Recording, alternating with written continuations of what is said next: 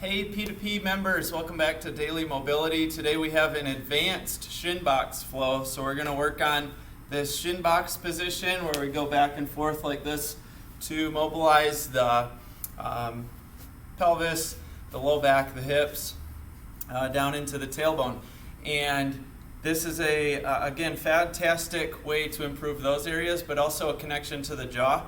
So if you have jaw issues, sometimes we can access or improve the jaw by improving your shin box or your hips and your tailbone area, and sometimes we can vice versa. If somebody's having discomfort in the low back, coccyx, tailbone, we can improve that by doing jaw movements. So without further jibber jabber, we're going to start with getting your hips lined up with the legs straight. Hips lined up with something that you can just visually come back to get in the same spot for our reassess each time. From there, we're going to go ahead and lay down. Arms are just relaxed at your side, maybe 30 degrees off of the side. And then we're going to relax the head back and work on a straight leg raise today for assessment. So what I'm going to do is try to keep both knees locked and then raise a leg up. And what I want to do is see visually on the ceiling how far does that edge or line of my toes get to. And so just getting a baseline here on both sides.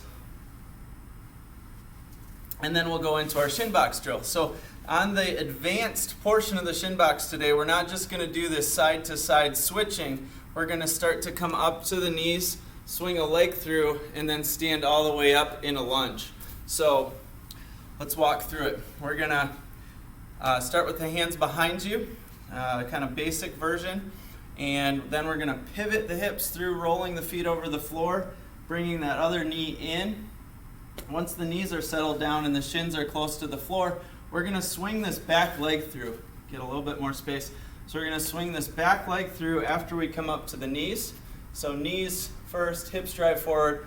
Once this back leg picks up and comes through, and it's okay to hold on to something here if you feel like you need to for balance initially. Swing the leg through, and then we're going to stand it up just like a normal lunge. I'm going to set that foot, toes dorsiflexed if possible. If they need to stay like that, that's okay too. So driving up to standing, then back down the same way we came. So I'm going to point the foot, scoop this back leg back, find my kneeling position. Once I'm in kneeling, coming down to the floor, we're back to shin box now. We're going to pivot through, go the other way, scoot over again, and swing, come up to the knees, and then swing this back leg through again. Again, if this would be the spot if you felt like you needed to hold on, we would hold on for balance.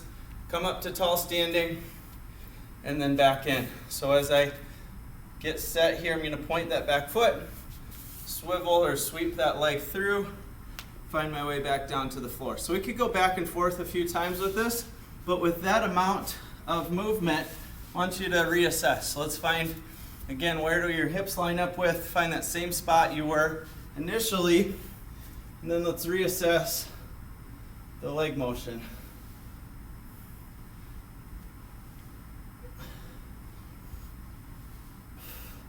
And for me, the toes are lining up 2 or 3 inches further on the ceiling there. So hopefully you saw some improvement with that as well.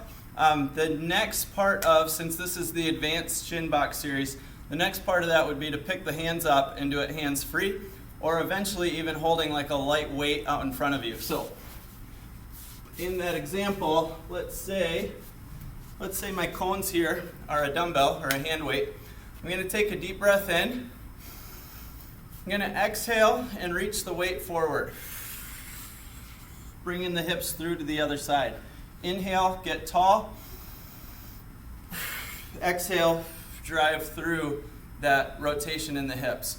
Then we're going to add in that stand-up position. So again, progression, if you were ready to load it and you were good with that lunge on the first one, we're going to point the toes, come up to kneeling, sweep the back leg up into the forward position, load up on the back toes, and then stand it up.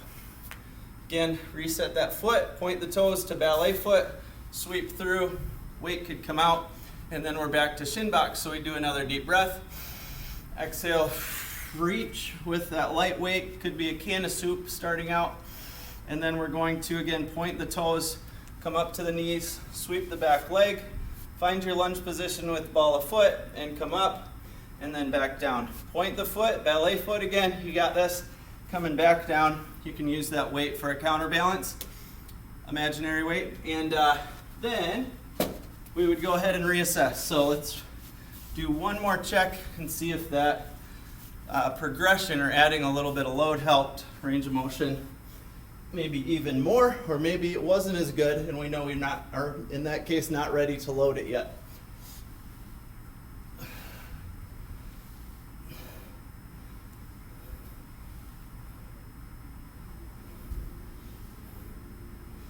And for me, the right leg's about the same. The left leg showed a smidge more improvement. So working with some load, again, note that in your training journal. Whichever variation, loaded or unloaded, seem to improve your active leg raise the most. Cool thing about active range of motion is you control it. So when we want to make changes in the nervous system and we want them to stick, active always trumps passive, meaning if you're actively in control of that movement, we're driving a deeper and a better change in your nervous system versus if somebody's just passively stretching your leg or you're taking a strap and pulling on the leg and assisting that through. That's passive. It's going to have a limited effect, and really it might not last that long. It becomes a lot stickier, meaning the results last longer and become a lot more useful to you when it's an active change. So I hope that helped today, and I'll see you in the next video. Thanks.